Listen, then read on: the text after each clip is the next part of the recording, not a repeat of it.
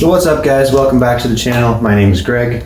We are back here on the Mark IV Jetta again for another laundry list of things that we have to do. We got to do timing belt and the water pump and everything associated with that. The turbo's got to come off and either be rebuilt or replaced. I've got new tie rod, complete tie rod assemblies because I put new control arms in not too long ago. And instead of getting an alignment done and then having to do another one a month later when one of the tie rod ends goes, we're just going to replace the whole thing. And it was cheaper to get an entire tie rod assembly, inner and outer, than to just buy tie rod ends. And the tie rods in this car, they're so rotted that the threads are all gone, so you can't even adjust it. So that's on the list as well. I have a stage 2 camshaft to swap in, and we'll talk more about that when we get to that point. And probably a couple other little things depending on time. As per usual, I'm on a time schedule here to get this done to be able to go back to school. So we're just going to hammer it out as quick as we can. I'll bring you along for the ride and try and drop some tech here and there. But for the most part, we'll just try and buzz through it. So let's get going.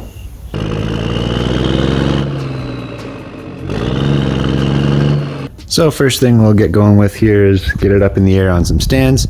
The belly pan and the right hand side skirt have to come off for turbo and for timing belt. And we can also get the front wheels off. So we'll buzz through that and then we can get on to exhaust.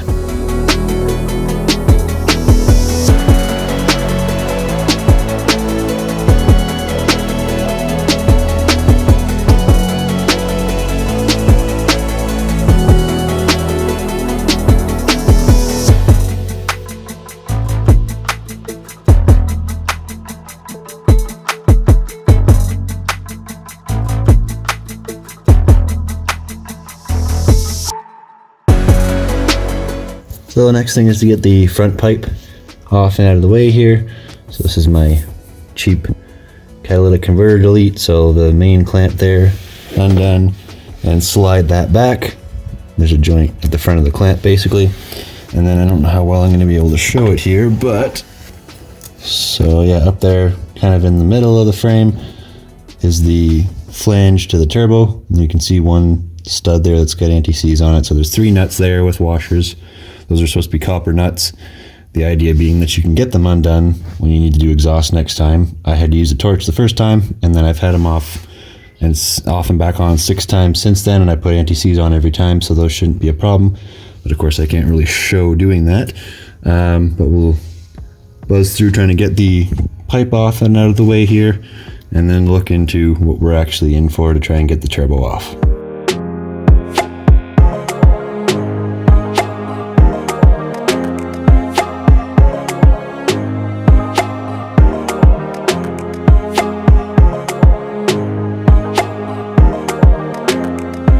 So the downpipe is now out of the way.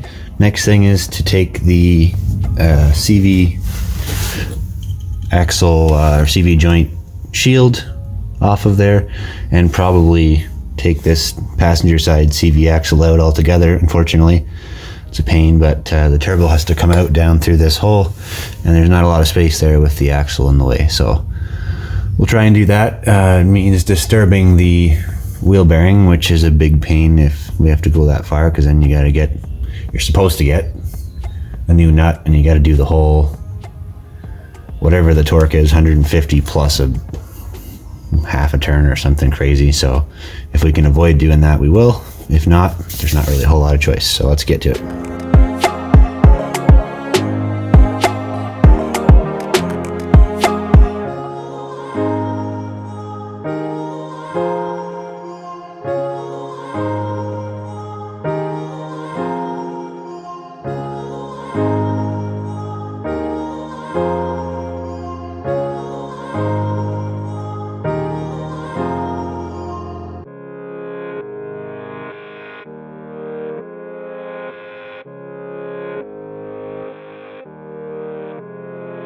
So the shaft doesn't want to fit down out of there, which is just typical, of course. So I'm not sure whether we'll undo the control arm maybe, because I really don't want to touch the axle nut because that's a huge problem. So I'll mess around with that a bit, and we'll come back when we got it out of here. So I got the axle shaft down out of the way now, finally.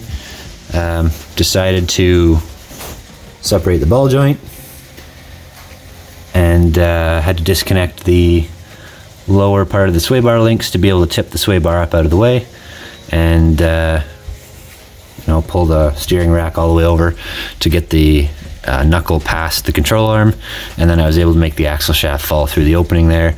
So we're clear to then now start looking into what all has to be disconnected and start undoing some turbo manifold nuts. So that's the next step.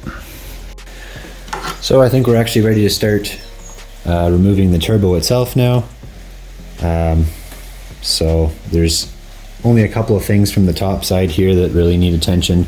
I'm going to get this intake elbow out of the way to start with to be able to see a little better, but most of it is from below, so I'll do my best to show what's going on, but it's pretty tight to work down there. So let's get this intake elbow off first though.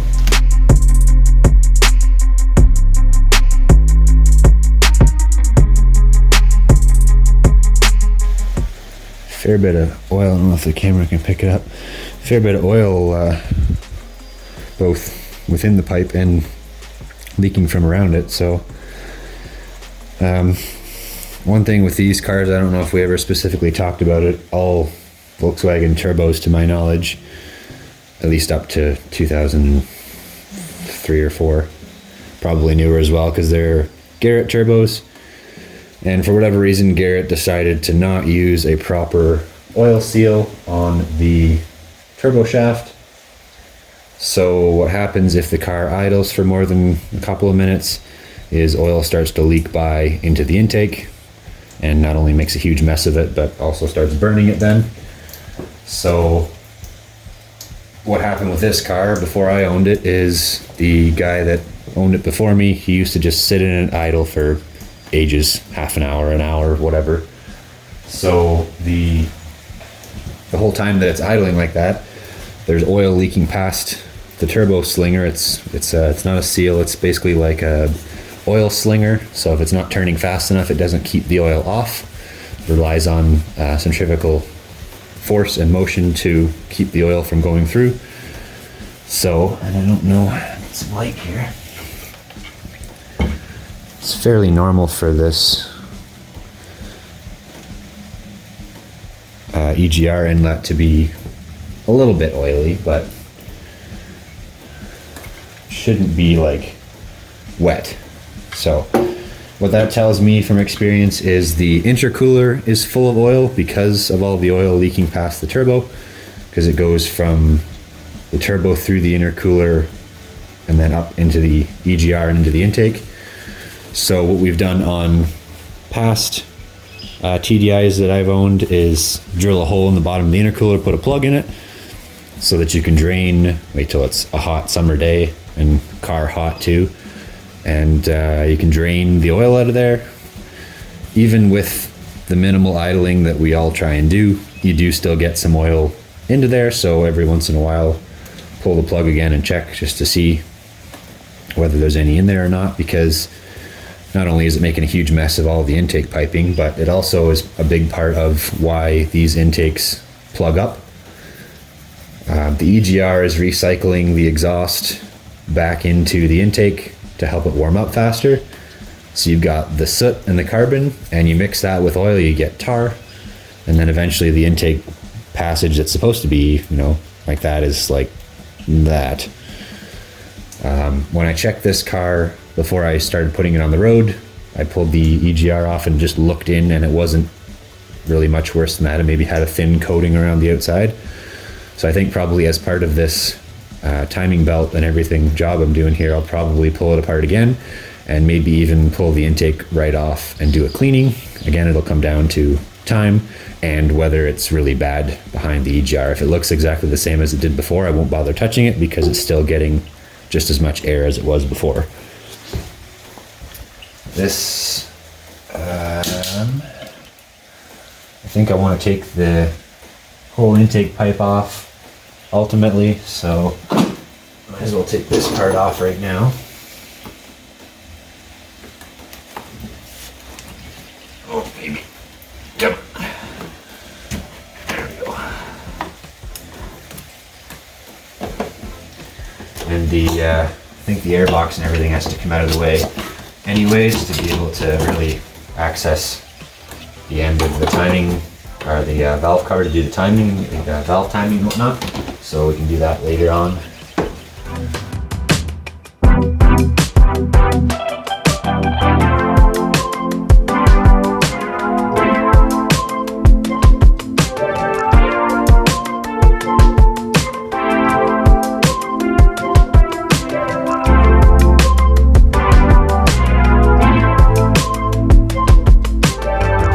So then there's a plastic bracket, or it's part of it, I guess. Yeah, part of it, mounted to the intake there. There's a plastic clamp bracket just below the EGR, and then it's squeeze clamp with a chunk of rubber onto the inlet of the turbo. So it actually pulls from the airbox through right into the turbo and then around through the intercooler and then up into the intake.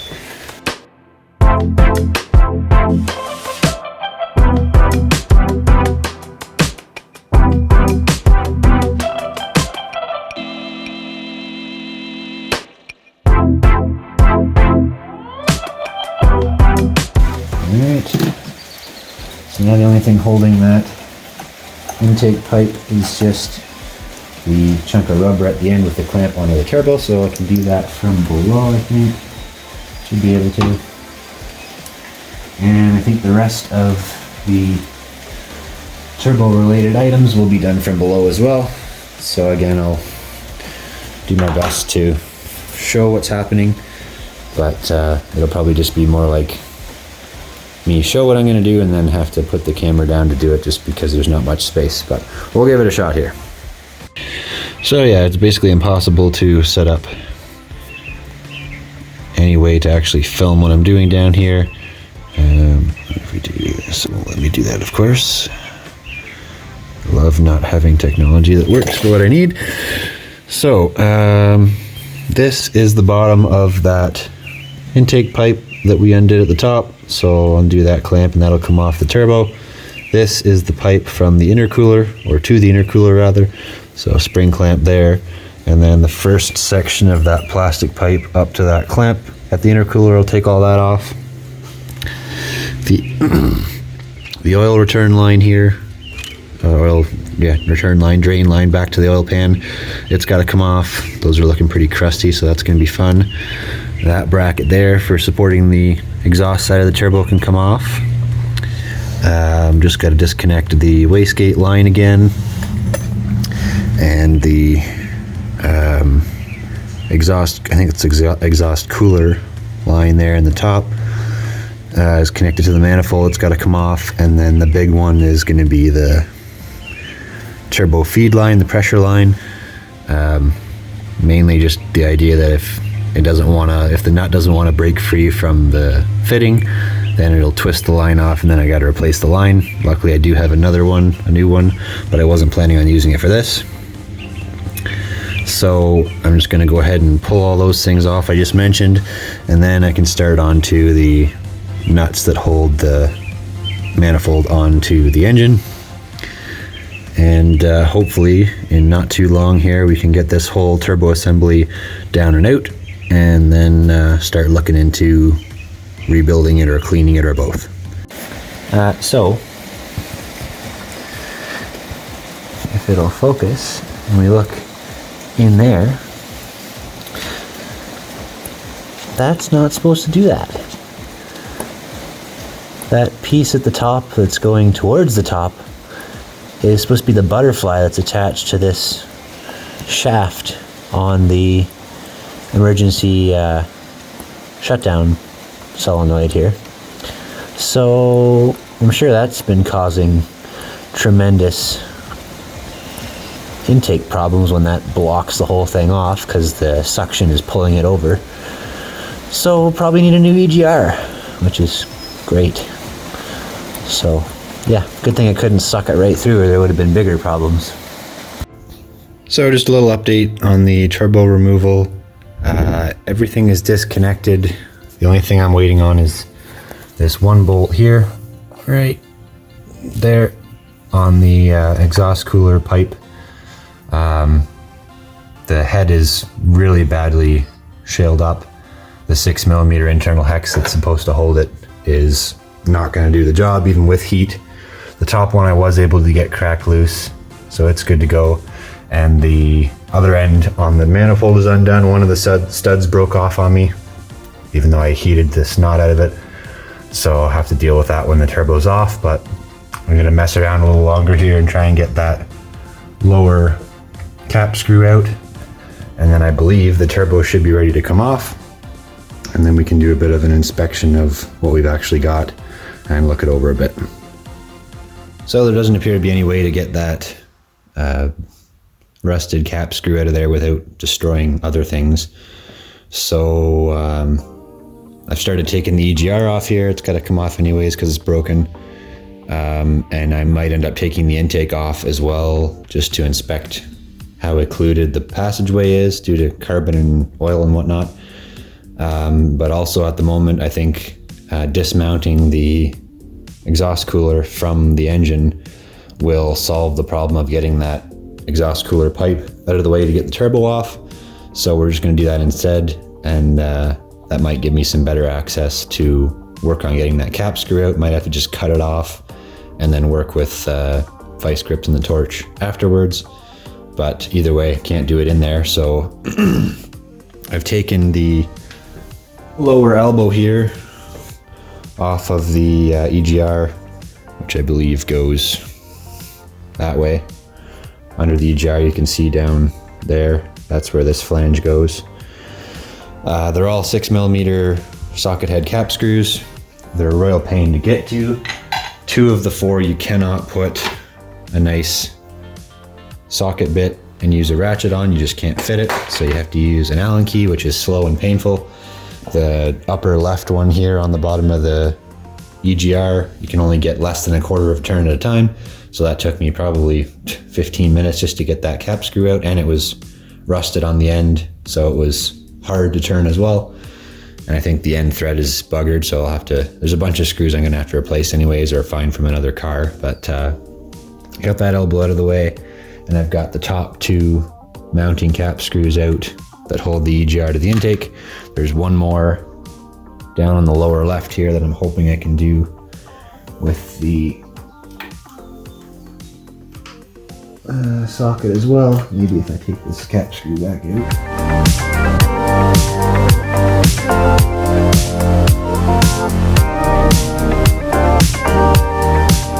Yeah, I'm 99% sure I'm just gonna have to replace this because I don't think you can fix the butterfly on the, and I'll show that in a minute, the butterfly on the emergency shutdown without just replacing the whole thing. So put these back in here so I don't lose them.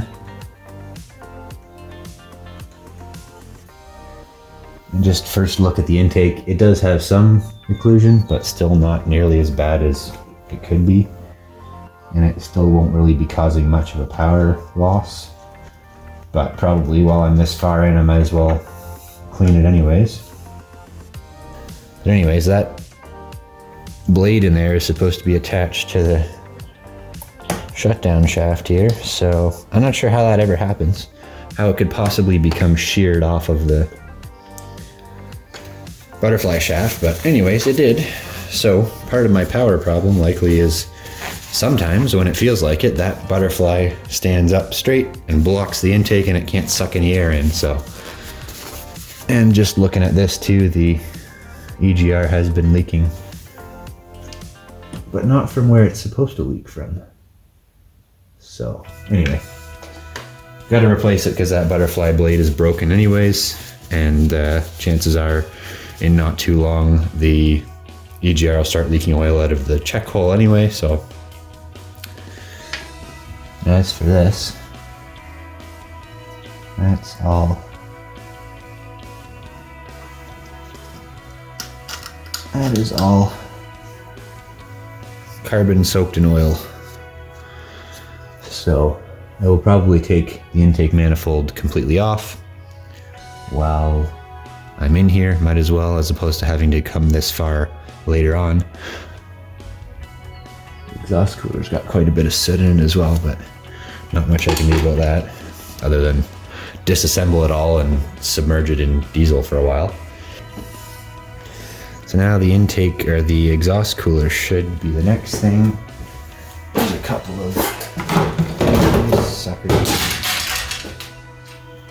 of cap screws that are holding it to the intake, I believe.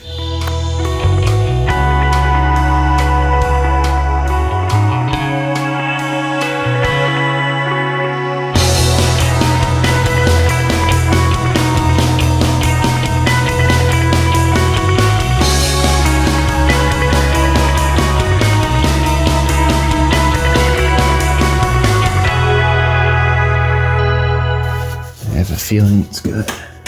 And it's got two more on the bottom side, so I'll have to go underneath.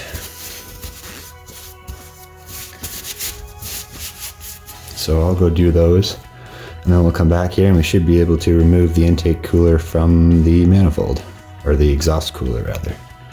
Alright, so I got the two lower side cap screws out as well, and I believe the cooler is free to move now.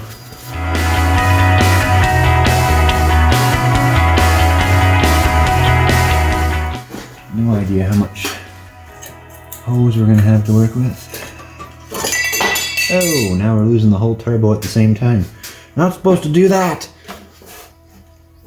Get back up there. Why will the cooler not come off of the turbo?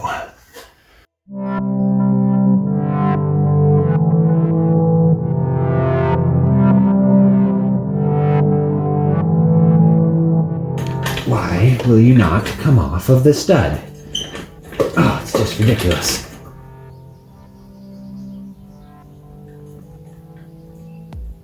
Oh, because I didn't take the nut off. That would be why. That would be why. That would help if you take the nut off first.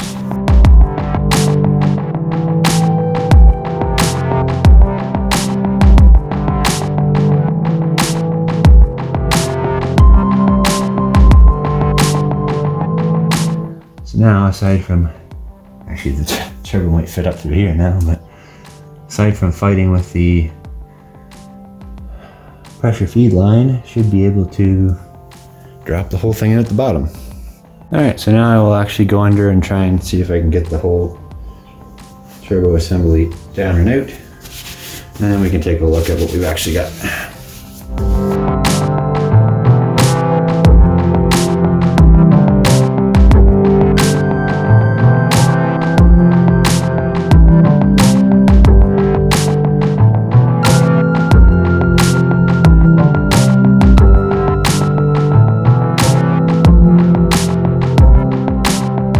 Alright, so we got it out of the car finally. And I have not ever inspected anything on this turbo before, other than I know the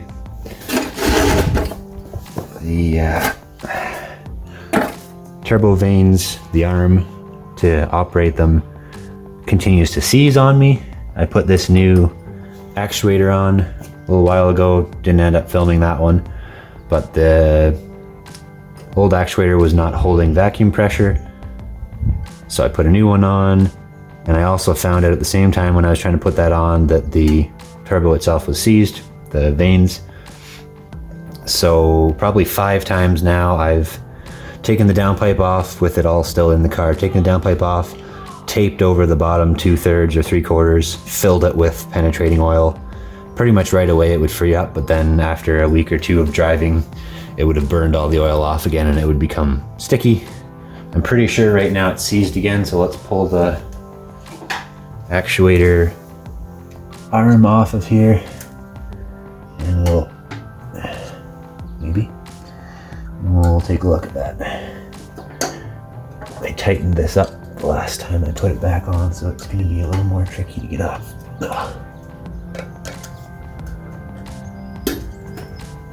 Because I didn't want it to be falling off on its own like it did the one time. There she goes. Come on, get off. These are pretty close to a 1/4 inch E-clip. So if you take a 1/4 inch, which is what this one was, and just squeeze it a tiny little bit to make it snug, that's what I've been using. Because the original one, I think there was nothing left of it. Actually, that's what it was too when I got the car up to do something with the actuator way back. There was no clip on it and the arm was like halfway off, so. And then this will pop. Should pop. Of course, if the whole thing is seized, it's not going to cooperate much. Oh, good.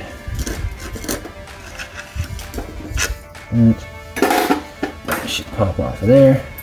And that should move freely by hand. And it does not. Oh, I hate doing this to this thing. There we go. That arm, should flip back and forth without effort. That's controlling how much boost pressure is being sent to the intake. So the car still had pretty good power sometimes, and so it just happened that wherever it stuck worked well for the majority of the time, I guess, because there's no way the vacuum can move that right now. So, and I'm sure, same as the last several times, if I fill it with penetrating oil and work it a little bit, it'll free right up to the point where that flips back and forth, and the vacuum will work no problem. But can't keep doing that, so we got to figure out whether it just needs to soak in diesel or penetrant for a while, or whether it has to actually come apart, which I'm not even sure. I've never done one of these ones before, so if we are going to do that, that'll be a bit of a learning experience. But let's check if the shaft is actually doing what it's supposed to be doing here.